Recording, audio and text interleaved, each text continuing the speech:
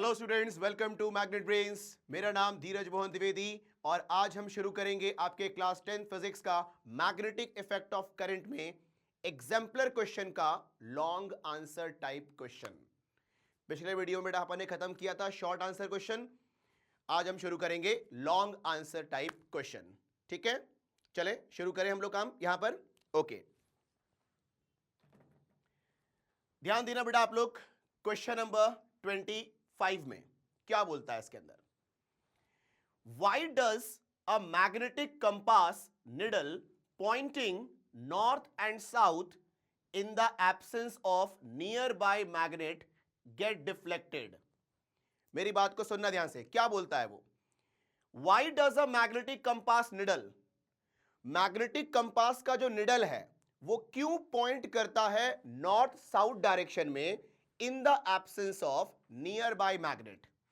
मतलब मैग्नेट के उस कंपास निडल के आसपास में कोई और मैग्नेट नहीं है, लेकिन फिर भी वो निडल पॉइंट करता है अलोंग नॉर्थ साउथ डायरेक्शन। तो ऐसा क्यों होता है? तो मेरी बात को सुनना ध्यान से। मैग्नेट उसके आसपास नहीं है, लेकिन अर्थ का तो मैग्नेटिक फील्ड है ना। ठीक है, तो अर्थ के मैग्नेटिक फील्ड की वजह से जो मैग्नेटिक कंपास का निडल है वो अलाइन रहता है नॉर्थ साउथ डायरेक्शन में, मतलब वो पॉइंट करता है नॉर्थ साउथ डायरेक्शन में।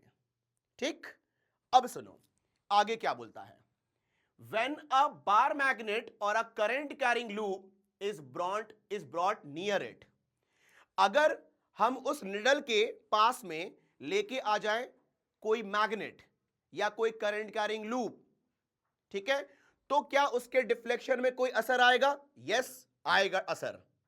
क्योंकि जब तुम मैग्नेट को या कोई लूप को, करंट कैरिंग लूप को पास में लेके आओगे तो वहां पर नेट मैग्नेटिक फील्ड का डायरेक्शन अब नॉर्थ साउथ डायरेक्शन में नहीं रहेगा, वो डायरेक्शन ऑफ मैग्नेटिक फील्ड अलग हो जाएगा। तो अब जो आपका कंपास का निडल है वो डिफ्लेक्शन उस नेट मैग्नेटिक फील्ड के अलोंग होगा। ठीक है कि नहीं है? तो अब यहां पर जो डिफ्लेक्शन होगा वो नॉर्थ साउथ की जगह पर जो भी वहां पर नेट मैग्नेटिक फील्ड होगा, due to earth magnetic field, due to magnetic field of bar magnet या जो भी लूप होगा वहां पर, उसके अलोंग सेट हो जाएगा। ठीक है कि नहीं है? उसके बाद जो मैंने बड़ा बात कही वो यहां पर पूरा मेंशन है। ठीक है, आप लोग इसको वीडियो पॉज करके नोट कर लेना। ओके, अब बोलता है describe some silent features of magnetic lines of field concept. जो मैग्नेटिक फील्ड लाइंस होती है उसके कुछ फीचर्स की बात करनी है अपन को। ठीक है, तो उसका फीचर्स क्या है, मतलब बेसिकली मुझे उसके प्रॉपर्टी को लेके बात करनी है।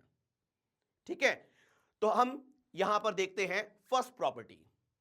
पहली प्रॉपर्टी में हम क्या बोलेंगे, जो मैग्नेटिक फील्ड लाइंस होती है ना वो डायरेक्ट रहती है from north to south outside the magnet and south to north inside the magnet.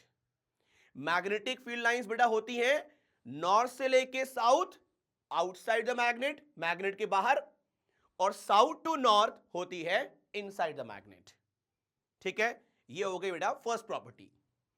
अब सेकेंड प्रॉपर्टी क्या होती है? सेकेंड प्रॉपर्टी, अगर आपको मैग्नेटिक फील्ड लाइन के किसी एक पॉइंट पर मैग्नेटिक फील्ड का डायरेक्शन देखना है तो वो डायरेक्शन किसके अलोंग होगी?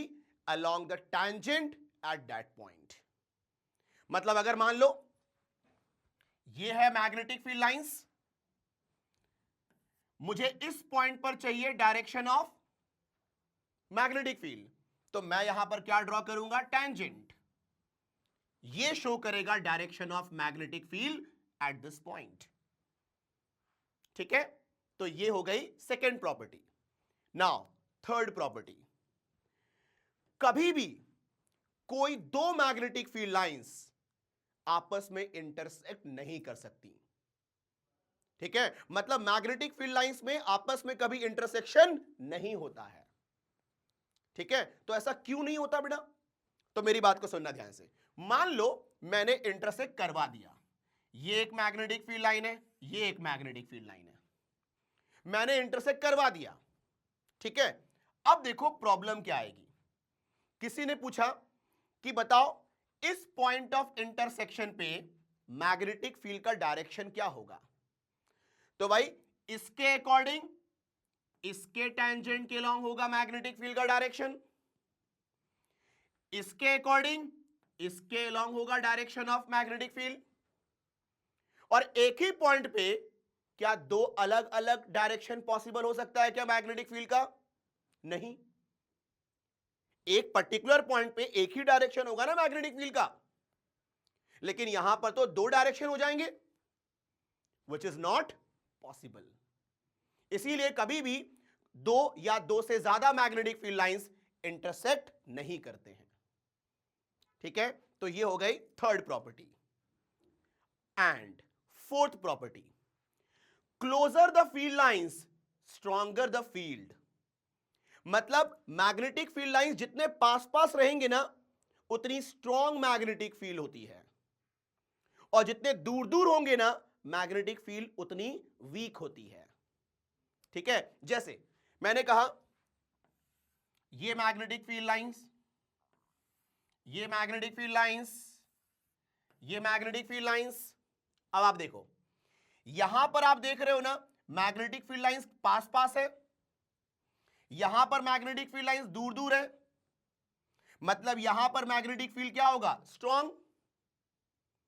और यहां पर मैग्नेटिक फील्ड क्या होगा? वीक। तो देखो यहां पर ध्यान से, मैंने मान लिया ये पॉइंट P है, ये पॉइंट Q है, तो हम क्या बोलेंगे? Magnetic field eight P is more than magnetic field eight Q। तो जहां पर पास पास होंगी मैग्नेटिक फील्ड लाइंस वहां पर मैग्नेटिक फील्ड स्ट्रेंथ ज्यादा होगी, जहां दूर दूर वहां वीक होगी।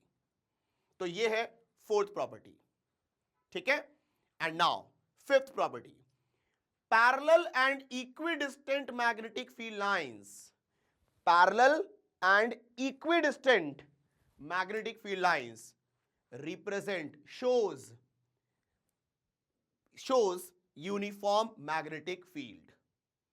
मतलब कहीं पर अगर मैग्नेटिक फील्ड लाइंस पैरेलल हैं, इक्विडिस्टेंट हैं, उसका मतलब क्या होगा कि वहां पर यूनिफॉर्म मैग्नेटिक फील्ड है। जैसे यहां देखो ध्यान से,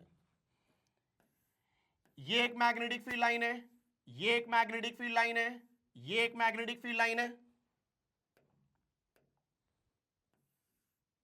अब आप देखो ये तीनों आपस में पैरेलल हैं एंड साथ ही साथ ये इक्वली स्पेस्ड भी हैं, मतलब इनके बीच में जो गैप है वो भी यूनिफॉर्म है। तो अगर ऐसा मैग्नेटिक फील्ड लाइंस होगा तो वो क्या शो करेगा? यूनिफॉर्म मैग्नेटिक फील्ड, मतलब यहां पर एक जैसा मैग्नेटिक फील्ड एग्जिस्ट करेगा। ठीक है, तो ये थे आपके कुछ features of magnetic field lines. तो आप वीडियो पॉज करके कॉपी करें, फिर हम देखते हैं नेक्स्ट क्वेश्चन। चलो हो गया कॉपी।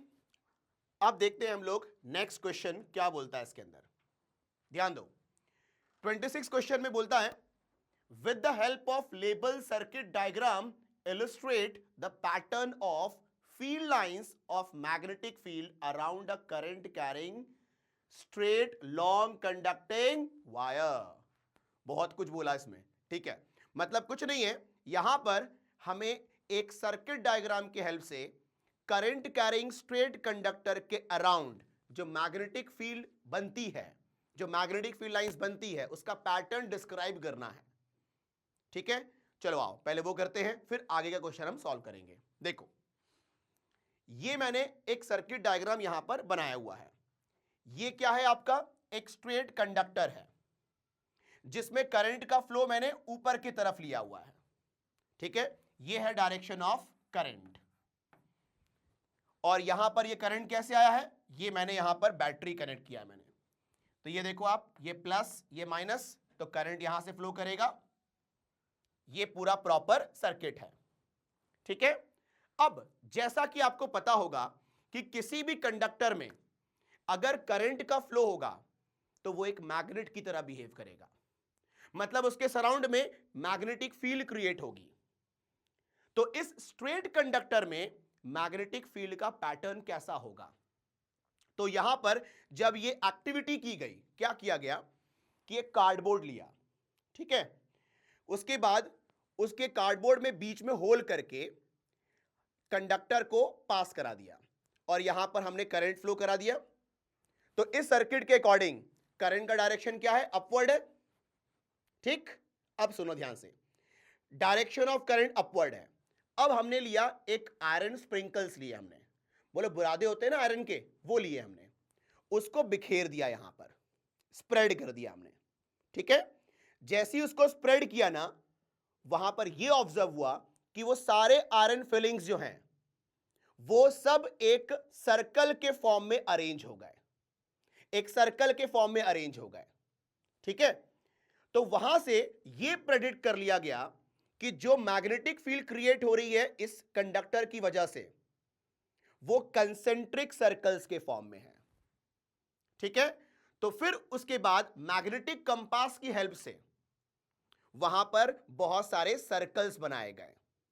ठीक है, तो वहां से कंक्लूड कर दिया गया कि magnetic field lines around a straight current carrying conductor is in the form of concentric circles.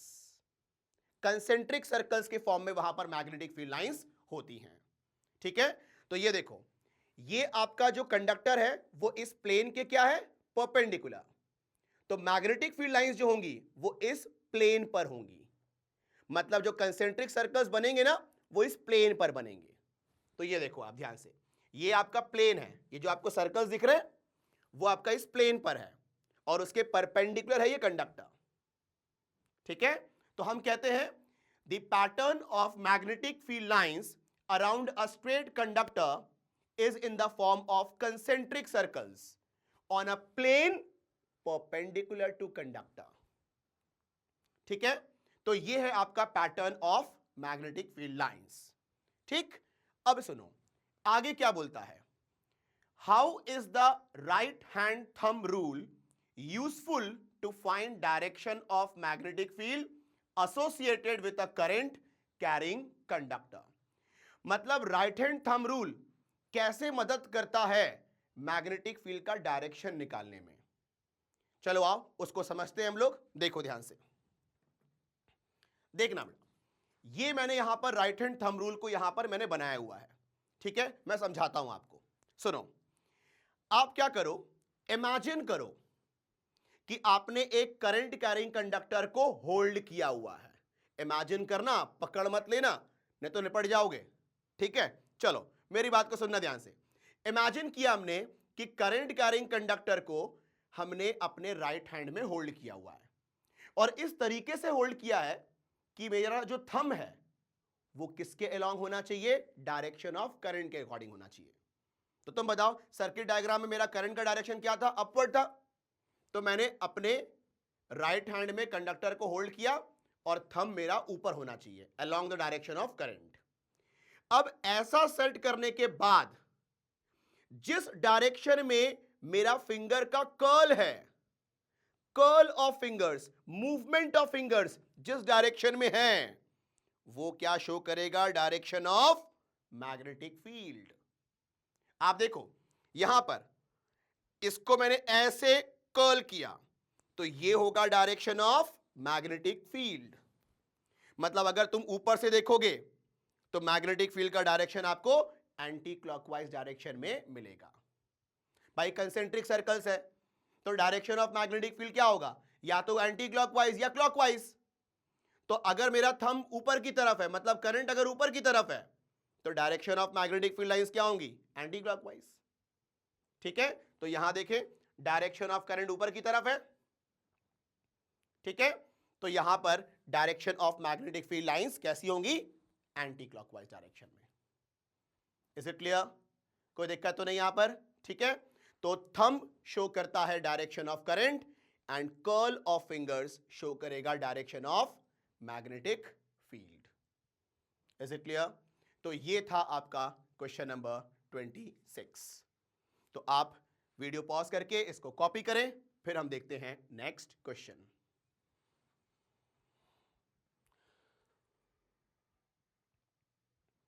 चलें आगे बढ़े।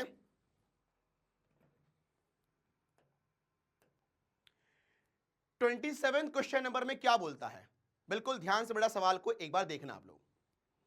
Explain with the help of labelled diagram the distribution of magnetic field due to current through a circular loop. मतलब एक diagram के through circular loop में जिसमें current का flow है, उसके अक्रॉस, उसके सराउंड में जो मैग्नेटिक फील्ड बनेगी उसके पैटर्न को समझाना है एक डायग्राम के थ्रू। ठीक है, तो सुनना ध्यान से। होता क्या है, जब आप एक सर्कुलर कंडक्टर लेते हो, ठीक है, तो वहां पर जैसे ही करंट फ्लो कराओगे आप, मान लो मैंने करंट फ्लो कराया ऐसे, ठीक है, तो जैसे ही आप करंट फ्लो कराओगे उसके अंदर मैग्नेटिक फील्ड लाइंस का पैटर्न कुछ इस टाइप से होगा। सुनना ध्यान से। मैग्नेटिक फील्ड लाइन का जो पैटर्न है वो कंडक्टर के करीब में कैसा होगा, सर्कुलर होगा। कैसा होगा, सर्कुलर। देखो बेटा, ये जो आपका सर्कुलर है ना, ये कंडक्टर से अंदर से होके जा रहा है, ऐसे सर्कुलर है अंदर। ठीक है, तो कंडक्टर के करीब में सर्कल होगा। अब जैसे जैसे दूर जाओगे वो सर्कल बड़ा होता जाएगा। देखो सर्कल बड़ा होता गया, और दूर जाओगे और बड़ा सर्कल हो गया। वो कंप्लीट पूरा बनाया नहीं मैंने। ठीक है, तो जैसे जैसे आप दूर जाओगे कंडक्टर से, मतलब सेंटर की तरफ आओगे, जो आपका फील्ड लाइंस है वो टेंड करेगा स्ट्रेट लाइन की तरफ। वो और ज्यादा बड़ा होता जाएगा। और जैसे ही सेंटर पे पहुंचेंगे मैग्नेटिक फील्ड लाइंस कैसी हो जाएंगी, बिल्कुल स्ट्रेट हो जाएंगी। सेम कहानी यहां से भी है। कंडक्टर के पास में कैसा है, कंसेंट्रिक सर्कल्स में, सर्कल के फॉर्म में है। जैसे जैसे हम सेंटर की तरफ जाएंगे फील्ड लाइंस की टेंडेंसी क्या होगी, स्ट्रेट होने की, स्ट्रेट होने की। और जैसे ही सेंटर पे पहुंचेंगे फील्ड लाइन कैसी हो जाएंगी, स्ट्रेट। ठीक, तो यहां पर यह होता है pattern of magnetic field lines. ठीक है, तो ये जो मैंने बातें कही हैं वो यहां पर पूरा मेंशन है, लिखा हुआ है यहां पर। अच्छा, अब मेरी बात को सुनना ध्यान से। हम कहते हैं कि उस सर्कुलर लूप के सेंटर पे मैग्नेटिक फील्ड कैसा होता है, स्ट्रेट होता है। अब सुनना ध्यान से, ये आपका मान लो एक स्ट्रेट कंडक्टर है, सॉरी ये आपका सर्कुलर कंडक्टर है। अब ये है प्लेन ऑफ सर्कुलर कंडक्टर। तो जो मैग्नेटिक फील्ड लाइन होगी ना सेंटर पे, वो स्ट्रेट होगी। अब स्ट्रेट तो ऐसे भी हो सकता है, लेकिन कैसा वाला स्ट्रेट होगा, into the page, into the plane, या आउट ऑफ द प्लेन। मतलब अगर ये लूप है, ठीक है, तो स्ट्रेट होगी आपकी सेंटर पे अंदर की तरफ या फिर बाहर की तरफ। मतलब direction of magnetic field at the centre is either inward और आउटवर्ड, इनटू द प्लेन और out of the plane, depending on direction of current कैसा फ्लो कर रहा है उसमें। ठीक है, कहानी क्लियर है आपको यहां पर? ओके, अब इसमें एक और सवाल है, उसको पढ़ते हैं पहले। आओ देखो, why is it that if a current carrying coil has n turns, the field produced at any point is n times as large as that produced by single turn? मतलब अगर कॉइल में n नंबर ऑफ टर्न्स है, ठीक है, मान लो ये एक turn है, ये एक सिंगल टर्न है। अब वहीं पर जैसे मैंने बोला वायर का बंच, ऐसा ये एक टर्न है, एक और उसमें टर्न है, एक और उसमें टर्न है, तो n नंबर ऑफ अगर टर्न्स हैं तो जो नेट मैग्नेटिक फील्ड होगी वो n टाइम्स हो जाएगी as the magnetic field due to single turn. ऐसा क्यों, तो सुनना ध्यान से।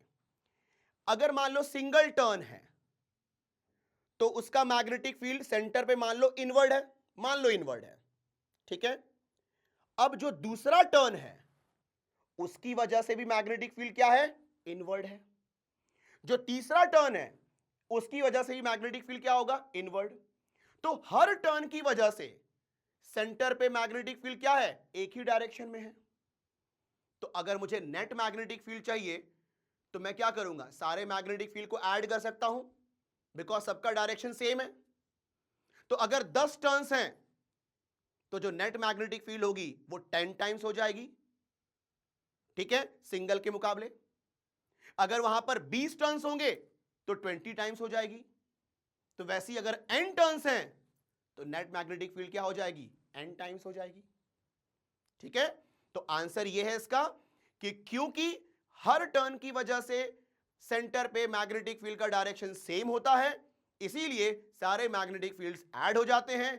तो जितने टर्न्स होंगे उतना टाइम्स हो जाएगा net magnetic field. Is it clear? ठीक है, तो ये था उसका जवाब। हम कहते भी हैं कि B is directly proportional to number of turns. ठीक है बेटा, तो ये हो गया आपका सिंपल क्वेश्चन नंबर 27। तो आप इसको कॉपी करें, फिर हम देखते हैं नेक्स्ट क्वेश्चन।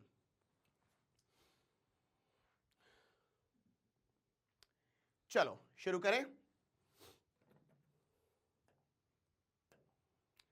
28 क्वेश्चन नंबर में क्या बोलता है, देखो, describe the activity that shows that a current carrying conductor experiences a force perpendicular to its length and external magnetic field. सुनो क्या बोल रहा है, हमें एक एक्टिविटी डिस्क्राइब करनी है जिससे यह पता चले कि अगर कोई कंडक्टर को एक्सटर्नल मैग्नेटिक फील्ड में रख दें, वो भी करंट कैरिंग कंडक्टर को किसी एक्सटर्नल मैग्नेटिक फील्ड में अगर रख दें, तो उस कंडक्टर के ऊपर फोर्स लगेगा और वो फोर्स उस कंडक्टर के लेंथ के भी परपेंडिकुलर होगा और जो वहां एक्सटर्नल फील्ड है उसके भी परपेंडिकुलर होगा। यह हमें समझाना है with the help of activity. ठीक है, तो सुनना ध्यान से। यहां पर देखो, यहां पर बेटा ये अरेंजमेंट किया है मैंने, आप देखो, ये मैंने यहां पर हॉर्सशू मैग्नेट लिया है, ये मैग्नेटिक फील्ड एक्सटर्नल वाला प्रेजेंट है यहां पर इसकी वजह से, ठीक है। तो नॉर्थ नीचे है, साउथ ऊपर है, तो मैग्नेटिक फील्ड कैसा होगा, ऊपर की तरफ होगा due to this horseshoe magnet, ठीक है।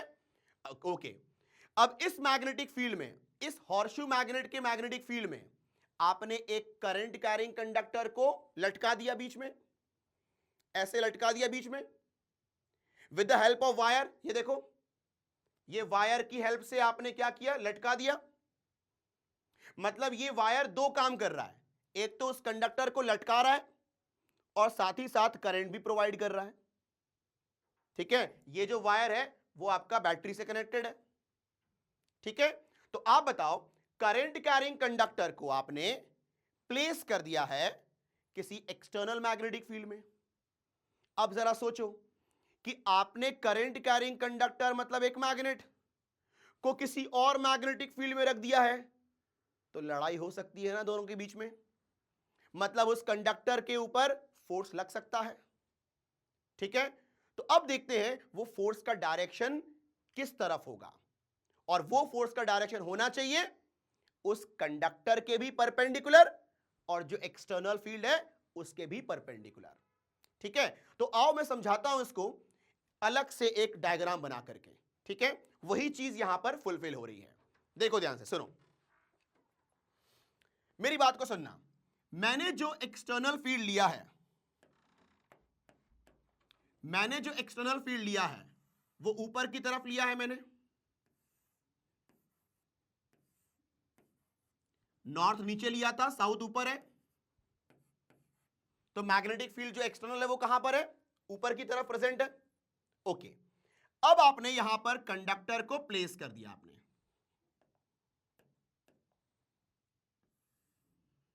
ये आपने कंडक्टर को प्लेस कर दिया, ठीक है। ये कंडक्टर है, ठीक है। इस कंडक्टर को आपने लटका दिया है perpendicular to external field, field ऊपर की तरफ है और आपने कंडक्टर को ऐसे लटका दिया है, ठीक है।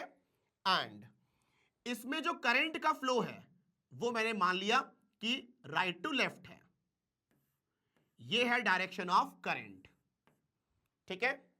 मैग्नेटिक फील्ड ऊपर की तरफ है, direction of current toward left है। अब देखते हैं इस कंडक्टर के ऊपर फोर्स का डायरेक्शन क्या होगा। ठीक है, तो फोर्स का डायरेक्शन हम निकालेंगे फ्लेमिंग लेफ्ट हैंड रूल से। ठीक है, उस क्वेश्चन में आगे तुम पढ़ोगे ना, तो यहां पर यह भी बोल रहा है how does Fleming left hand rule help us to find the direction of force acting on current carrying conductor. ठीक है, तो जो मैं फोर्स का डायरेक्शन निकालने वाला हूं उसमें जो रूल इस्तेमाल करूंगा वो फ्लेमिंग लेफ्ट हैंड रूल ही है। ठीक है, देखो ध्यान से, अब क्या करो, अपने लेफ्ट हैंड का forefinger, FORE forefinger, middle finger and thumb, इन तीनों को आप स्ट्रेच करो। ठीक है, और ऐसे स्ट्रेच करना कि तीनों आपस में क्या हो, परपेंडिकुलर हो।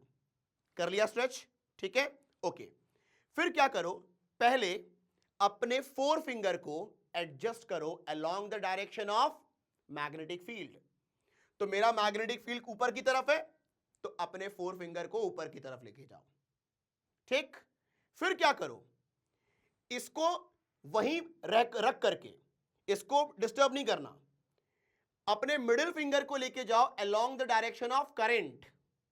तो देखो करंट की डायरेक्शन कैसा है, टुवर्ड लेफ्ट है, ये देखो इसको ऊपर ही रखना है ऐसे। ठीक, तो यहां पर देखिए ध्यान से, डायरेक्शन ऑफ मैग्नेटिक फील्ड ऊपर की तरफ ही है और डायरेक्शन ऑफ करंट किस तरफ है, इस तरफ है। ठीक है, दोनों को सेट कर दिया मैंने। अब बताओ मेरा थंब किस तरफ है, मेरा थंब है into the board, into the board, मतलब ये जो प्लेन है इस प्लेन के परपेंडिकुलर है ना। ठीक है, मतलब इस कंडक्टर के ऊपर फोर्स कैसा लगेगा, अंदर की तरफ, ये ऐसे डिफ्लेक्ट हो जाएगा, ऐसे डिफ्लेक्ट हो जाएगा, अंदर की तरफ हो जाएगा डिफ्लेक्ट, अंदर की तरफ, है कि नहीं। तो यहां पर डायरेक्शन ऑफ फोर्स जो होगा वो कैसा होगा, इनटू द प्लेन। ठीक है, तो अब बताओ ये जो फोर्स का डायरेक्शन है ये अंदर की तरफ है, तो क्या ये फोर्स इस कंडक्टर के लेंथ के परपेंडिकुलर हुआ, यस हुआ। ये आपका जो कंडक्टर है वो इस प्लेन पर है और इस प्लेन के परपेंडिकुलर है ये। ठीक, एंड ऑल्सो जो हमारा मैग्नेटिक फील्ड प्रेजेंट है वहां पर, वो ऊपर की तरफ प्रेजेंट है ना मैग्नेटिक फील्ड, तो उसके भी परपेंडिकुलर हुआ ना ये फोर्स। भाई जो मैग्नेटिक फील्ड है वो भी उसी प्लेन पे है, तो आपका जो डायरेक्शन ऑफ फोर्स है वो परपेंडिकुलर है कि नहीं। तो यहां पर जस्टिफाई हो गया ना कि जो फोर्स है वो लेंथ ऑफ कंडक्टर के भी परपेंडिकुलर है और एक्सटर्नल मैग्नेटिक फील्ड के भी परपेंडिकुलर है। ठीक है, तो ये हो गया आपका क्वेश्चन नंबर 28। तो जो भी मैंने बोला है वो सारी चीजें यहां पर मेंशन है। ठीक है, आप इसको कॉपी कर लेना, ये पूरा यहां पर जो रूल मैंने यहां पर बताया आपको वो पूरा रूल यहां पर मैंने मेंशन किया हुआ है, आप वीडियो पॉज करके कॉपी कर लेना उसको। ठीक है, चलें आगे बढ़े, चलो अब हम देखते हैं क्वेश्चन नंबर 29। देखो ध्यान से क्या बोलता है, draw a label circuit diagram of a simple electric motor and explain it's working. ठीक है, मुझे यहां पर एक सर्किट डायग्राम की हेल्प से सिंपल इलेक्ट्रिक मोटर को समझाना है, उसके वर्किंग को। ठीक है, इलेक्ट्रिक मोटर का मैं सर्किट डायग्राम बनाऊंगा और वहां पर मैं उसके वर्किंग को समझाना है मुझे। ठीक है, okay. In what way this simple electric motor are different from commercial motor. तो ये जो मैं इलेक्ट्रिक मोटर यहां पर समझाऊंगा सिंपल वाला, वो कैसे अलग है जो कमर्शियल इलेक्ट्रिक मोटर होता है उनसे। कमर्शियल मतलब जिससे हम बहुत हैवी काम लेते हैं, ठीक है, उनसे ये डिफरेंट कैसे होता है। तो पहले तो हम समझते हैं सिंपल इलेक्ट्रिक मोटर का वर्किंग वगैरह, फिर बताऊंगा मैं आपको कि वो कमर्शियल मोटर से कैसे डिफरेंट होता है। तो करें शुरुआत। ठीक है, ये यहां पर मैंने सिंपल इलेक्ट्रिक मोटर यहां पर सर्किट डायग्राम बनाया हुआ है, मैं पहले इसको एक्सप्लेन करता हूं। ठीक है, ये देखो, ये हो गया आपका मैग्नेट जो कि फील्ड प्रोवाइड करेगा, तो इसे कहते हैं हम लोग फील्ड मैग्नेट। फील्ड मैग्नेट है ये। ठीक है, ओके, उस फील्ड मैग्नेट के बीच में ये क्या रखा हुआ है? ये आपका एक रेक्टेंगुलर फॉर्म में एक कॉइल है, कॉइल, जिसे हम कहते हैं आर्मेचर। क्या कहते हैं? आर्मेचर। इसे हम कहते हैं आर्मेचर, आर्मेचर। ठीक है, तो ये आर्मेचर ABCD यहां पर हमने प्लेस कर दिया। उसके एंड को, आर्मेचर के एंड को हमने दो हाफ रिंग से कनेक्ट कर दिया है। ये जो हाफ रिंग्स होते हैं ना, इसे हम कहते हैं स्प्लिट रिंग्स। ये देखो, ये स्प्लिट रिंग्स है, P एंड Q, नाम दे दिया इसको P एंड Q। ये दो हाफ रिंग्स है, इसको हम कहते हैं स्प्लिट रिंग्स। दिख रहा है ना, ये स्प्लिटेड है, कंप्लीट रिंग को दो हाफ में तोड़ दिया ऐसा। तो ये दोनों स्प्लिट रिंग्स को आर्मेचर के दोनों एंड पे कनेक्ट कर दिया। ठीक है, ओके ओके। उसके बाद इस स्प्लिट रिंग से, ये दिख रहा है आपको X एंड Y, ये दो कार्बन ब्रशेस होते हैं, ब्रशेस होते हैं ये।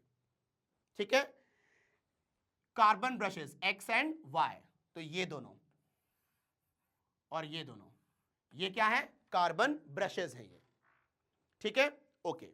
ये जो कार्बन ब्रशेस होते हैं ना, ठीक है, ये जो यहां पर टच है कार्बन ब्रशेस, ये कार्बन ब्रश जो है वो सिर्फ टच करता है। ये जो ब्रश है ना, वो टच करता है सिर्फ स्प्लिट रिंग को, कनेक्टेड नहीं होता। ठीक है कि नहीं है? यहां पर भी जो ये ब्रश है ना, वो सिर्फ टच करता है, कनेक्टेड नहीं होता इस स्प्लिट रिंग में। ठीक, ओके। फिर ये जो ब्रश है ना, वो एक्सटर्नल सर्किट से कनेक्टेड है। तो ये क्या है? आपका एक्सटर्नल सर्किट है, जहां से आप करंट प्रोवाइड करोगे। ठीक है, ओके। तो सुनो ध्यान से मेरी बात को, जब ये आर्मेचर घूमेगा ना, तो ये आपका ब्रश नहीं घूमेगा, क्योंकि अगर ब्रश घूम गया तो ये पूरा जो सर्किट है वो भी घूम जाएगा। ठीक है, वो तो होता नहीं है। तो यहां पर घूमेगा कौन? सिर्फ ये आर्मेचर और उनसे लगा हुआ ये स्प्लिट रिंग्स। ठीक है, ये भी घूमेंगे ऐसे, लेकिन ब्रश अपनी जगह पे ही रहेंगे, है कि नहीं? ओके। अब सुनना ध्यान से, ये घूमता कैसे है? अब ध्यान देना आप लोग, सुनो। जैसे ही आप यहां से करंट दोगे, मान लो I अमाउंट ऑफ करंट दिया आपने, ये करंट यहां पर गया, इस AB वाले सेगमेंट में करंट ऐसे होगा A टू B, ये CD वाले में कैसा होगा? C to D। ये ऐसे करंट आपने फ्लो कराया। अब बताओ, जैसे ही इसमें आप करंट फ्लो कराओगे, तो ये करंट कैरिंग कंडक्टर होगा, और ये करंट कैरिंग कंडक्टर किसी मैग्नेटिक फील्ड में रखा हुआ है। और अभी हमने पिछले क्वेश्चन में देखा था कि अगर कोई करंट कैरिंग कंडक्टर किसी मैग्नेटिक फील्ड में रखा हो, तो उसके ऊपर क्या लगता है? फोर्स। ठीक है, उसके ऊपर क्या लगता है? फोर्स। और फोर्स लगने की वजह से वो घूम सकता है। ठीक है, तो मेरी बात को सुनना ध्यान से, यहां पर देखना, इस AB के ऊपर डायरेक्शन ऑफ फोर्स किस तरफ होगा, देखते हैं। आओ, तो आप क्या करो, मान लो इनिशियल में देखो मैग्नेटिक फील्ड किस तरफ है? Left to right. नॉर्थ यहां है, साउथ यहां है, तो डायरेक्शन ऑफ मैग्नेटिक फील्ड क्या है? Left to right. और हमने मान लिया इनिशियल में कि जो आर्मेचर का कॉइल है वो हॉरिजॉन्टल है, वो हॉरिजॉन्टल है। ठीक, ऐसा है।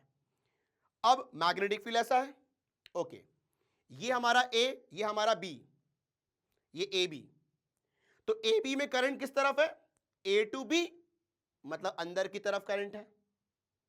ठीक है, मैग्नेटिक फील्ड ऐसा है। अब हम लगाएंगे फ्लेमिंग लेफ्ट हैंड रूल। ठीक है, और देखेंगे इस AB के ऊपर फोर्स कैसा होगा। तो देखो, अपने फोर फिंगर को लेके जाओ लेफ्ट टू राइट, अपने डायरेक्शन ऑफ करंट को लेके जाओ, ये मिडिल फिंगर शो करेगा डायरेक्शन ऑफ करंट, तो इसको करंट के अकॉर्डिंग लेके जाओ। ठीक है, ये देखो ध्यान से सुनो, ये देखो, ये फोर फिंगर है in the direction of magnetic field, ये मिडिल फिंगर है in the direction of current A to B। तो ये मेरा थंब कहां जा रहा है? नीचे की तरफ। मतलब इसके ऊपर फोर्स कैसा लगेगा? नीचे की तरफ। तो वहीं जब आप CD में लगाओगे फ्लेमिंग लेफ्ट हैंड रूल, तो इसके ऊपर फोर्स कैसा लगेगा? ऊपर की तरफ। ठीक है कि नहीं है? तो आप बताओ, इसके ऊपर फोर्स लगा डाउनवर्ड और इसके ऊपर फोर्स लगा अपवर्ड, तो आप बताओ इसमें रोटेशन आ जाएगा ना? ठीक, क्लियर है? तो ऐसे करके ये घूम जाएगा। क्लियर है यहां पर? अब सुनना ध्यान से, जैसे ही ये वर्टिकल हो जाएगा, ब्रश के साथ इसका कनेक्शन टूट जाएगा, क्योंकि वो स्प्लिट रिंग भी ऐसी हो जाएगी, है कि नहीं? तो जैसे ही ऐसा होगा तो ब्रश के साथ कनेक्शन टूट जाएगा, सर्किट ब्रेक हो जाएगा, लेकिन फिर भी इनर्शिया की वजह से वो हाफ रिवॉल्यूशन तो ले लेगा। अब जैसे ही उसने हाफ रिवॉल्यूशन लिया, ये वाला जो रिंग Q है वो आ जाएगा X के साथ, और ये जो रिंग P है वो आ जाएगा किसके साथ? Y के साथ। ठीक है, ओके।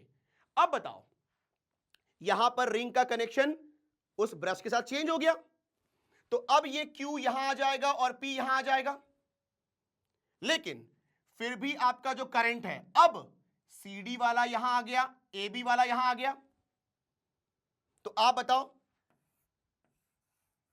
ये हो जाएगा C, ये हो जाएगा C D, ये आपका B A, तो अभी भी यहां पर करंट का डायरेक्शन कैसा रहेगा?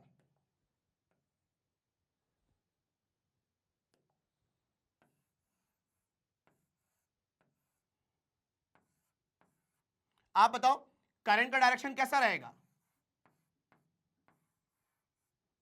वही, अब जो करंट का डायरेक्शन होगा वो इस CD वाले में क्या हो जाएगा? D2C, और यहां पर B2A। फिर से लगाओगे फ्लेमिंग लेफ्ट हैंड रूल, तो इसमें डायरेक्शन ऑफ फोर्स कैसा होगा? इनवर्ड, मतलब अंदर की तरफ, नीचे की तरफ, और इसमें फोर्स कैसा होगा? अपवर्ड, ऊपर की तरफ। मतलब पहले ये ऐसा था, अब ये ऐसा हो गया। अब यहां पर फिर से इस वाले लेफ्ट सेगमेंट में डायरेक्शन ऑफ करंट कैसा होगा? अंदर की तरफ ही होगा, तो फिर से फोर्स कैसा होगा? अंदर की तरफ। तो ऐसे करके रोटेशन मेंटेन हो जाएगा। ठीक है, तो ऐसे करके आपका रोटेशन वहां पर मिलते जाएगा आपको इन एंटी क्लॉकवाइज डायरेक्शन। ठीक है, ऐसे करके एंटी क्लॉकवाइज में आपको डायरेक्शन मिलता जाएगा। तो ये था पूरा working of electric, simple electric motor. ठीक है, तो जो जो मैंने बात कही है वो यहां पर पूरा स्टेप बाय स्टेप मेंशन है। आप इसको कॉपी करें, फिर हम आगे देखते हैं कि कैसे डिफरेंट है ये कमर्शियल मोटर से। कॉपी करें पहले इसको आप लोग। ठीक है, अब मेरी बात को सुनना ध्यान से। ये इलेक्ट्रिक मोटर जो है, सिंपल इलेक्ट्रिक मोटर, कैसे कमर्शियल इलेक्ट्रिक मोटर से डिफरेंट है, तो मेरी बात को सुनना ध्यान से। जो कमर्शियल इलेक्ट्रिक मोटर होता है ना, उससे अपन को हैवी काम लेने होते हैं। ठीक है, तो हम क्या चाहते हैं कि रोटेशन अच्छा हो, आरपीएम उसका अच्छा हो, रिवॉल्यूशन पर मिनट उसका अच्छा हो, और अच्छा रिवॉल्यूशन तभी होगा जब आप वहां पर स्ट्रॉन्ग फील्ड प्रोवाइड करोगे। ठीक है, तो वहां जो हमने मैग्नेट यूज किया था ना, ये देखो, ये जो मैग्नेट यूज किया हमने, ठीक है, यहां पर हम उस मैग्नेट को परमानेंट वाला मैग्नेट यूज नहीं करेंगे, हम यहां पर मैग्नेट में यूज करेंगे इलेक्ट्रोमैग्नेट। ठीक है, we use electromagnet in place of permanent magnet, क्योंकि इलेक्ट्रोमैग्नेट बहुत स्ट्रॉन्ग मैग्नेट होता है। ठीक है, तो वो स्ट्रॉन्ग मैग्नेटिक फील्ड प्रोड्यूस करेगा उस आर्मेचर को। ठीक है, तो वहां पर रिवॉल्यूशन अच्छा मिलेगा। Is it clear? ठीक है, ओके। एंड ऑल्सो यहां पर जो हम लोग आर्मेचर यूज करेंगे, जो आर्मेचर यूज करेंगे हम लोग, इसमें ज्यादा टर्न्स रखेंगे, हम लोग ज्यादा टर्न्स रखेंगे। तो जितना ज्यादा टर्न्स रखोगे आप, वहां पर उतना ज्यादा उसके ऊपर रोटेशन देखने को मिलेगा। ठीक है, ज्यादा वहां पर टॉर्क देखने को मिलेगा। टॉर्क का मतलब टर्निंग इफेक्ट देखने को मिलेगा वहां पर। ठीक है, तो कमर्शियल मोटर में हम लोग यूज करते हैं electromagnet instead of permanent magnet, और वहां पर हम लोग जो कॉइल यूज करते हैं, जो आर्मेचर यूज करते हैं, उसमें ज्यादा टर्न्स रखते हैं। तो ऐसे डिफरेंट होता है आपका इलेक्ट्रिक, आपका commercial motor simple electric motor से। Is it clear? ठीक है, चलें तो अब हम आगे बढ़ते हैं नेक्स्ट क्वेश्चन की तरफ। देखें क्वेश्चन नंबर 30 में क्या बोलता है, explain the phenomena of electromagnetic induction. चलो पहले यहां तक हम देख लेते हैं, ठीक है। फिनोमिना ऑफ इलेक्ट्रोमैग्नेटिक इंडक्शन, आपको यह पता होगा इलेक्ट्रोमैग्नेटिक इंडक्शन का मतलब, अगर आप किसी भी कॉइल के cross magnetic field lines, number of magnetic field lines को चेंज कराते हो तो उस कॉइल के अक्रॉस पोटेंशियल डिफरेंस क्रिएट होता है, उसे हम कहते हैं ईएमएफ इंड्यूस हो गया। और अगर ईएमएफ इंड्यूस हो गया है तो उस कॉइल में करंट का फ्लो आ जाएगा ना, मतलब उसमें करंट इंड्यूस हो जाता है। तो जब भी आप किसी कॉइल के cross number of magnetic field lines को चेंज कराते हो तो वहां पर करंट इंड्यूस होता है। इस फिनोमिना को कहते हैं हम लोग electromagnetic induction. When a number of magnetic field lines across a coil change, then EMF induce in it and hence current induce in it. This phenomena called as electromagnetic induction. Simple इसका definition है, ठीक है।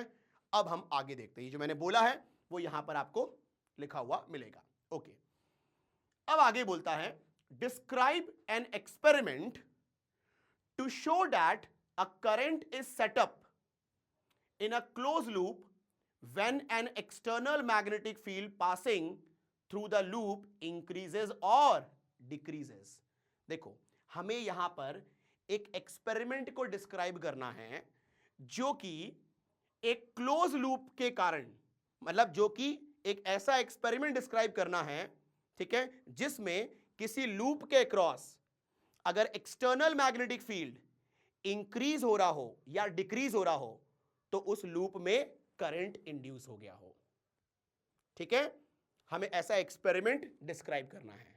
आओ experiment देखते हैं हम लोग। ये है बेटा वो आपका पूरा प्रॉपर अरेंजमेंट। यहीं से हम समझेंगे कि कैसे किसी कॉइल में करंट इंड्यूस हो रहा है अगर उसका मैग्नेटिक फील्ड लाइंस चेंज हो रहा हो, ठीक है। आओ समझते हैं। यहां पर आप देख रहे हैं कि दो कॉइल है, कॉइल 1 कॉइल 2।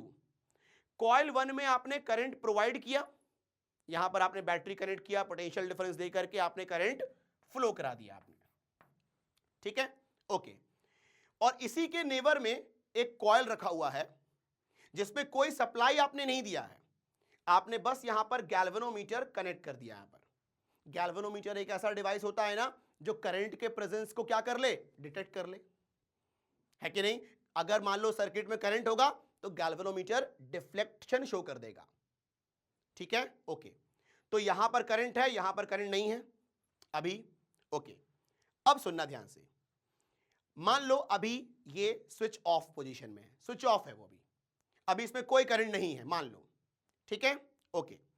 जैसे ही आप इसको क्लोज करोगे, की को क्लोज करोगे, करंट यहां पर क्या आएगा, करंट यहां पर इंक्रीज होना शुरू हो जाएगा, ठीक है।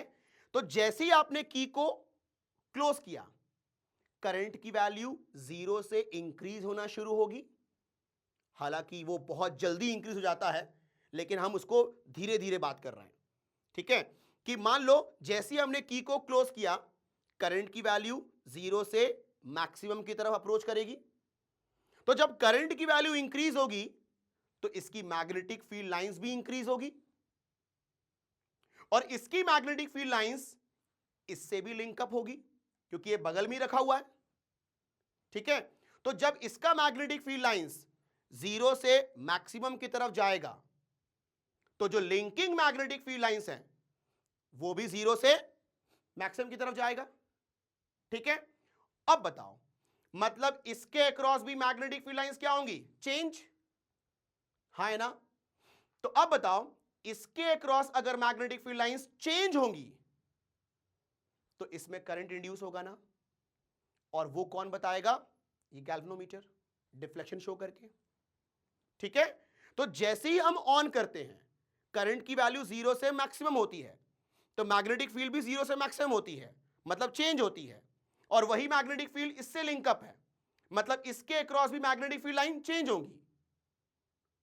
तो इलेक्ट्रोमैग्नेटिक इंडक्शन का फिनोमेना क्या होता है कि अगर मैग्नेटिक फील्ड लाइन चेंज होगी तो यहां पर डिफ्लेक्शन देखने को मिलेगा, मतलब करंट फ्लो हो रहा है, तो ये डिफ्लेक्शन शो कर देगा। मान लो उसका डिफ्लेक्शन किस तरफ है, टुवर्ड राइट है मान लो, ठीक है। अब सुनो क्या हुआ, कुछ समय के बाद, फ्रैक्शन ऑफ सेकंड के बाद करंट की वैल्यू क्या हो जाएगी, मैक्सिमम, मतलब मैग्नेटिक फील्ड भी क्या हो गया, मैक्सिमम, मतलब अब कोई मैग्नेटिक फील्ड में चेंज नहीं है, मतलब जो लिंकिंग मैग्नेटिक फील्ड है उसमें भी कोई चेंज नहीं है, तो मैग्नेटिक फील्ड कांस्टेंट हो गया, और अगर कांस्टेंट हो गया तब कोई करंट इंड्यूस नहीं होता, क्योंकि करंट इंड्यूस तभी होता है जब चेंजेस हो रही हो, है कि नहीं। तो यहां पर करंट कांस्टेंट तो मैग्नेटिक फील्ड कांस्टेंट, तो यहां का मैग्नेटिक फील्ड भी कांस्टेंट, तो करंट इंड्यूस नहीं होगा, मतलब उसका निडल वापस से जीरो डिफ्लेक्शन पे आ जाएगा, करंट जीरो हो गया, ठीक है। अब जैसे ही मैं इसको ओपन करूंगा, तो ओपन जैसी करूंगा तो करंट की वैल्यू मैक्सिमम से जीरो की तरफ प्रोसीड होगी, तो उस दौरान इसका मैग्नेटिक फील्ड डिक्रीज होगा, मतलब चेंज होगा, तो लिंकिंग मैग्नेटिक फील्ड भी क्या होगा, डिक्रीज होगा, चेंज होगा, तो फिर से वहां पर करंट क्या होगा, इंड्यूस होगा, लेकिन इस बार जो डिफ्लेक्शन होगा वो ऑपोजिट डायरेक्शन में होगा, मतलब इस बार जो करंट इंड्यूस हुआ है उसका डायरेक्शन ऑपोजिट होगा, ठीक है। तो ये पूरा एक्टिविटी है जिससे हमें यह समझ में आ गया कि अगर किसी कॉइल के cross magnetic field lines change होंगी तो वहां पर करंट इंड्यूस होगा। तो जैसे ही ऑन करेंगे for a moment magnetic field change होगी, तो वहां पर करंट क्या होगा, इंड्यूस हो जाएगा। फिर जैसे ही हम वहां पर ऑफ करेंगे तो मैग्नेटिक फील्ड डिक्रीज होगी, तो वहां पर उस समय भी फॉर अ मोमेंट डिफ्लेक्शन दिखेगा आपको, लेकिन in opposite direction. Is it clear? तो ये था पूरा एक्टिविटी। तो ये जो मैंने बात कही है वो मैंने पूरा यहां पर मेंशन किया हुआ है, पूरा स्टेप वाइज, ठीक है। आप वीडियो पॉज करके इसको आप लोग कॉपी कर सकते हैं, ठीक है। चलें तो आगे बढ़े हम लोग नेक्स्ट क्वेश्चन की तरफ। ओके,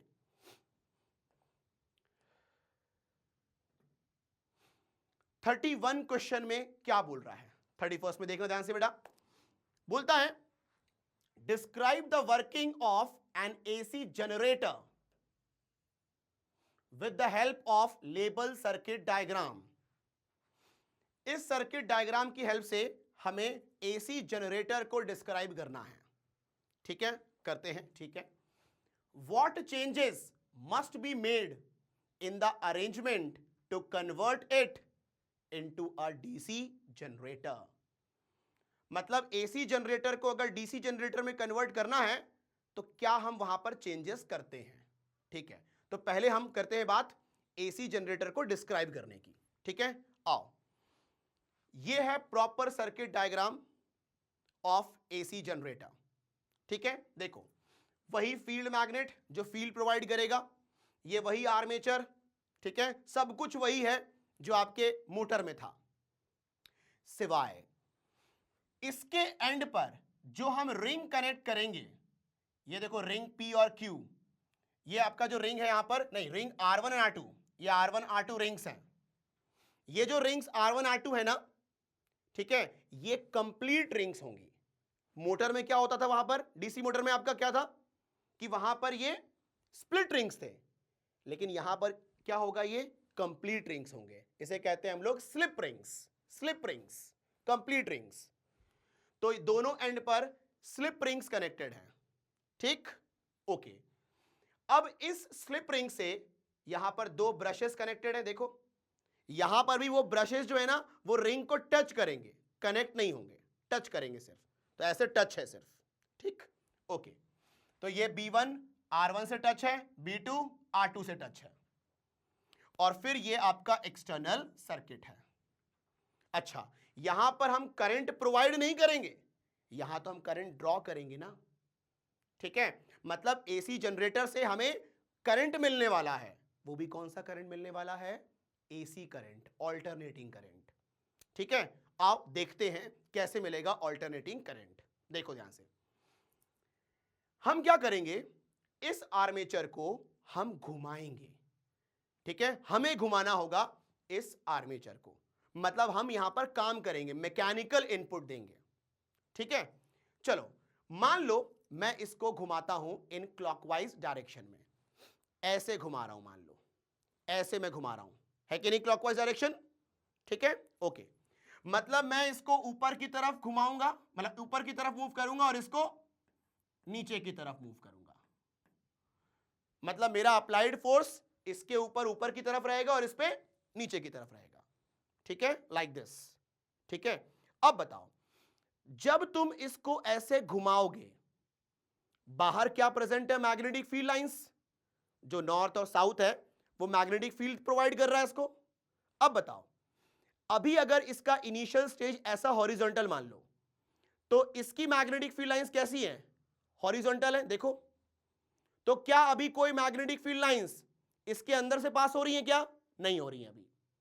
जैसे ही मैं इसको रोटेशन देना शुरू करूंगा, अब इसकी मैग्नेटिक फील्ड लाइंस अंदर से जानी शुरू हो जाएगी, और रोटेशन दिया और ज्यादा मैग्नेटिक फील्ड लाइंस जाएंगी। तो रोटेशन की वजह से मैग्नेटिक फील्ड लाइंस इंक्रीज होंगी इसके क्रॉस, मतलब चेंज होंगी इसके क्रॉस। और अगर किसी कंडक्टर के cross magnetic field lines change होती हैं तो उसके अंदर करंट इंड्यूस होता है ना।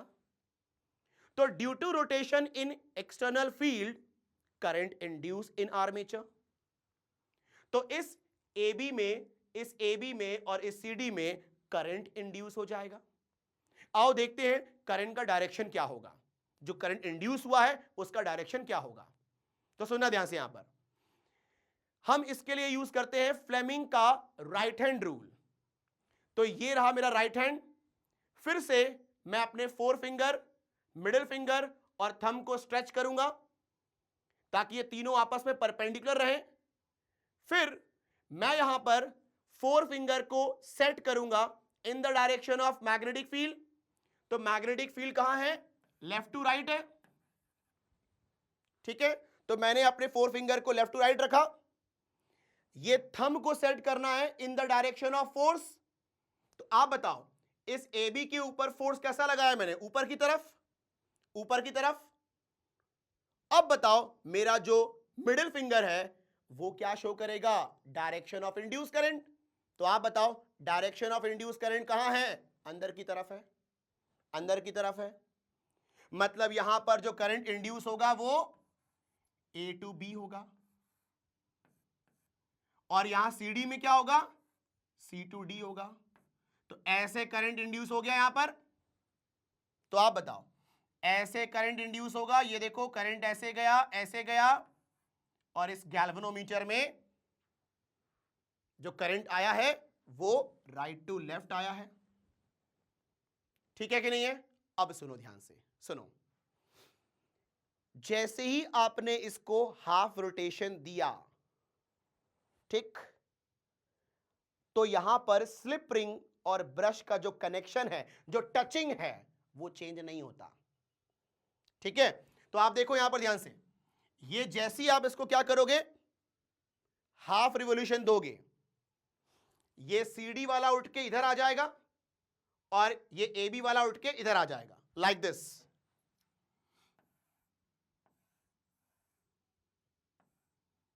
ये आपका क्या रहेगा, CD, ये आपका AB। ठीक है, तो अब बताओ ये वाला जो आपका रिंग R2 है, इसका भी रोटेशन हो जाएगा।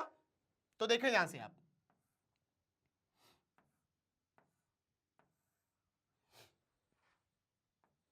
ये वाला जो AB है वो आपका रिंग R1 से कनेक्टेड रहेगा और B1 और R1 का कनेक्शन मेंटेन रहेगा। ठीक है, तो आप देखिए ध्यान से, ये इधर चला गया, तो यहां पर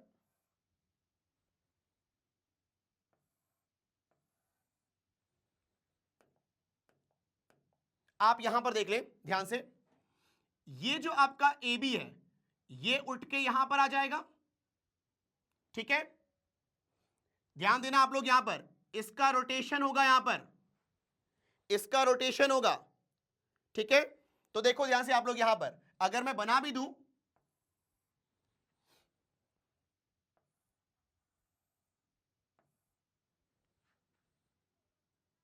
और ये अंदर से हो करके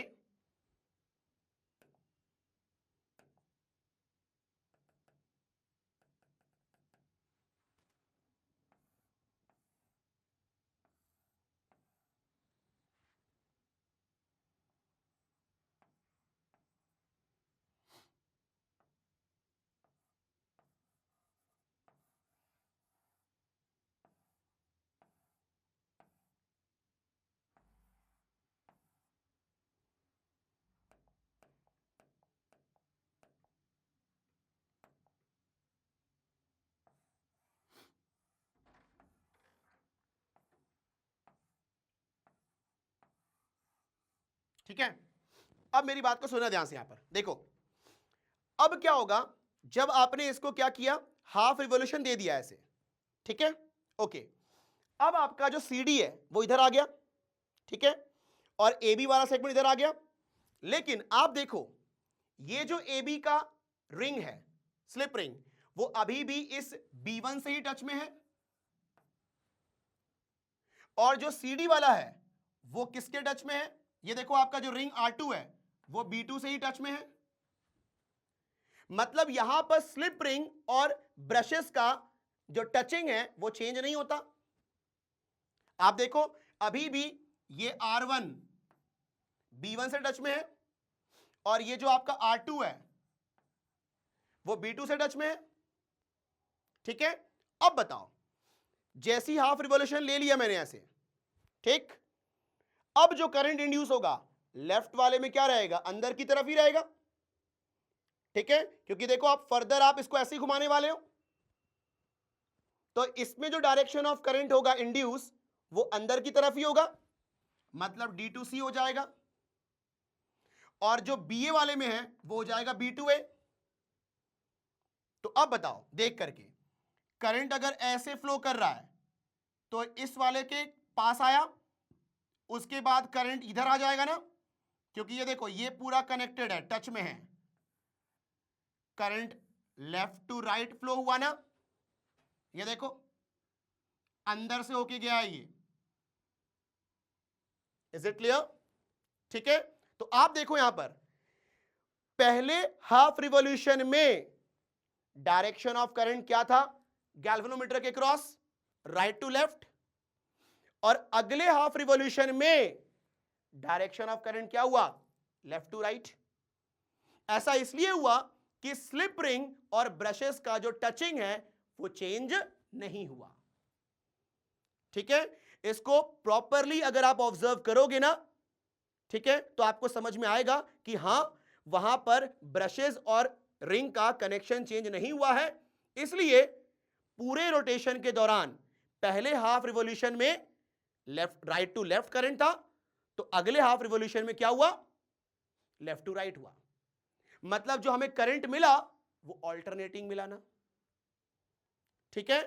तो यहां पर हमें जो आउटपुट मिल रहा है वो ऑल्टरनेटिंग करंट मिल रहा है। Is it clear?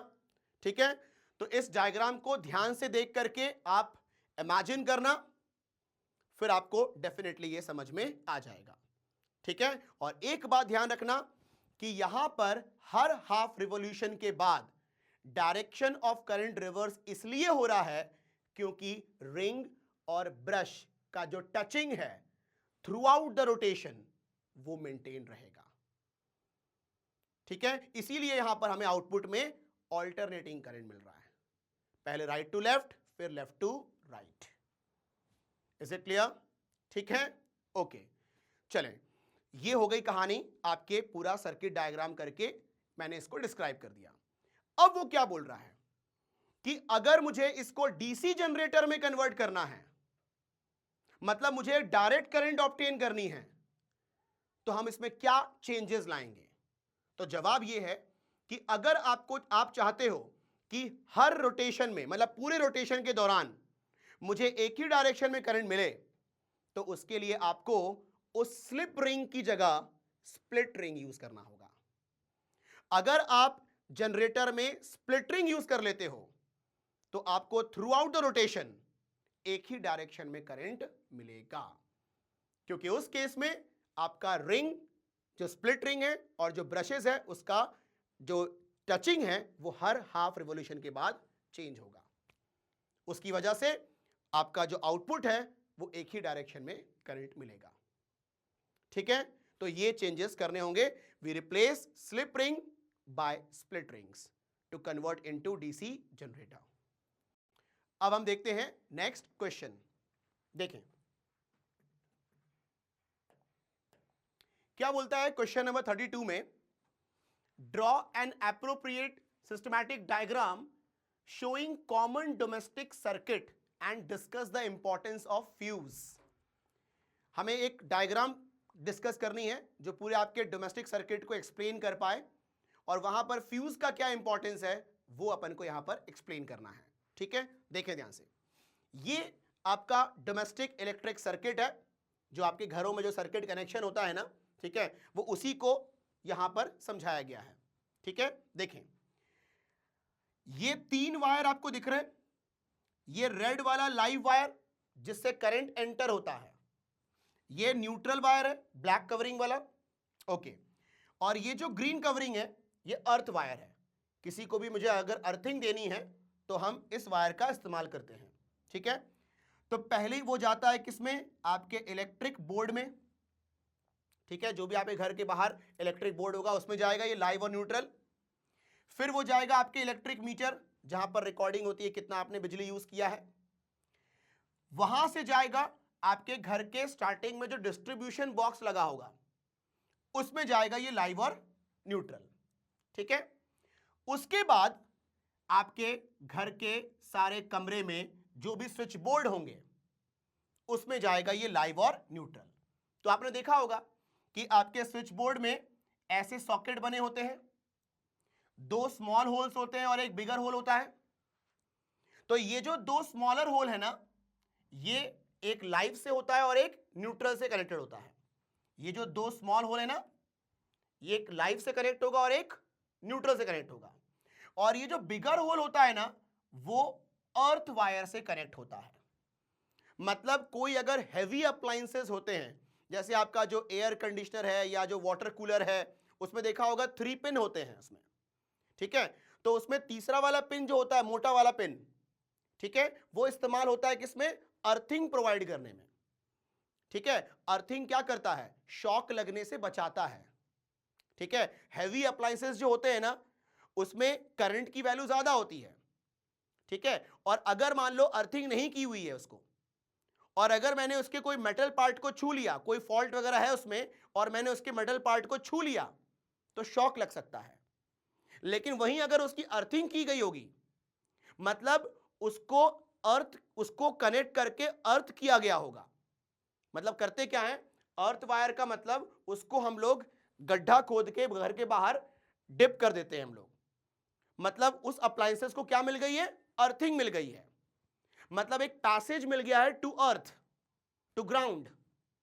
तो जैसे अगर हम उसको छूते हैं और अगर अर्थिंग की हुई है तो करंट मेरे बॉडी में आने की बजाय कहां चले जाएगा, अर्थ में, क्योंकि अर्थ का रेजिस्टेंस क्या होता है, कम होता है। ठीक है, तो ऐसे हमें शॉक लगने से बच जाएगा। ठीक है कि नहीं है, ओके। उसके बाद हर दिख रहे हैं आप लोग, हर सॉकेट में अर्थ वायर कनेक्टेड है और ये 2 होल से 2 स्मॉल होल में आपका लाइव और न्यूट्रल कनेक्टेड है। ठीक है, ओके। तो ये है आपका systematic diagram showing domestic electric circuit. Okay, अब हम बात करते हैं what is the importance of fuse. बहुत बड़ा इंपॉर्टेंस होता है फ्यूज का, क्योंकि अगर फ्यूज नहीं होगा तो आपके इलेक्ट्रिकल अप्लायंसेस डैमेज हो सकते हैं। ठीक है, तो होता क्या है कि जब हम फ्यूज कनेक्ट करते हैं किसी भी अप्लायंसेस में के पहले हम लोग हमेशा लाइव वायर में फ्यूज वायर को कनेक्ट करते हैं अप्लायंसेस के पहले। ठीक है, तो जैसे ही कोई शॉर्ट सर्किट या ओवरलोडिंग की वजह से एक्सेस करंट वहां पर सर्किट में आ जाता है तो वो फ्यूज वायर मेल्ट हो जाता है, जिससे एक्सेस करंट उस अप्लायंसेस में नहीं जा पाता, तो वो डैमेज होने से बच जाता है। तो अगर फ्यूज वायर नहीं होगा तो वो एक्सेस करंट उस अप्लायंसेस में चला जाएगा, तो वो डैमेज हो सकता है। तो उसको बचाता है कौन? वो फ्यूज वायर। ठीक है कि नहीं है? फ्यूज वायर की जो आपकी रेटिंग होती है वो अप्लायंसेस के रेटिंग के अकॉर्डिंग होती है, कि अगर अप्लायंसेस को 5 एम्पियर करंट चाहिए तो फ्यूज की भी रेटिंग कितनी होनी चाहिए? 5 एम्पियर। ठीक है, अगर उससे ज्यादा करंट उसके अंदर गया तो फ्यूज हो जाएगा मेल्ट, क्योंकि उसकी मेल्टिंग पॉइंट लो होती है। ठीक है, तो करंट एक्स्ट्रा जाएगा ही नहीं अंदर। तो ऐसे फ्यूज बचाता है इलेक्ट्रिकल अप्लायंसेस को डैमेज होने से। Is it clear? ठीक है, अब इसमें आगे सवाल एक और बोल रहा है वो, why is it that a burnt out fuse should be replaced by another fuse of identical rating? अगर कोई फ्यूज बर्न्ट आउट हो गया है तो उसको रिप्लेस क्यों करना चाहिए सेम रेटिंग के फ्यूज से? भाई ऑब्वियस ही बात है, बर्न्ट आउट हो गया है तो आप रिप्लेस करोगे ही ना यार। नहीं रिप्लेस करोगे तो उस अप्लायंसेस में वो एक्सेस करंट चला जाएगा। तो जैसी कोई आपका फ्यूज बर्न्ट आउट हो जाता है तो आपको सेम रेटिंग का वहां पर फ्यूज दोबारा से कनेक्ट करना चाहिए to avoid entry of excess current. ठीक है, तो ये जो मैंने बातें बोली हैं वो सब यहां पर आपको लिखा हुआ मिलेगा। ठीक है, तो यहां पर खत्म होता है हमारा लॉन्ग आंसर टाइप क्वेश्चंस। तो जो भी अगर आपको कोई डाउट वगैरह हो तो आप कमेंट बॉक्स में लिख के पूछ सकते हैं। ठीक है, एंड जैसा कि आप लोग को मालूम है कि magnet brains free online education आपको देता है from kindergarten to class 12th। बस आपको कुछ नहीं करना, आपको सिर्फ magnetbrains.com पे जाना है। वहां पर आपको जो भी वीडियोस आपको देखने हो, मतलब आपको क्लास सेलेक्ट करना है, आपको सब्जेक्ट सेलेक्ट करना है, आपको टॉपिक सेलेक्ट करना है, और जैसे ही आप सेलेक्ट करेंगे ऐसे आपके वीडियोस दिख जाएंगे। ठीक है, सो सिंपल। एंड लास्ट में बस यही कहूंगा मैं आपसे कि अगर आपको इस वीडियो से वैल्यू मिली होगी, अगर आपको नॉलेज मिला होगा तो आप इसको लाइक करें, एंड अगर चैनल में नए हो तो आप सब्सक्राइब करें एंड दोस्तों के साथ शेयर करें ताकि उनको भी ये बेनिफिट मिल पाए। Thank you.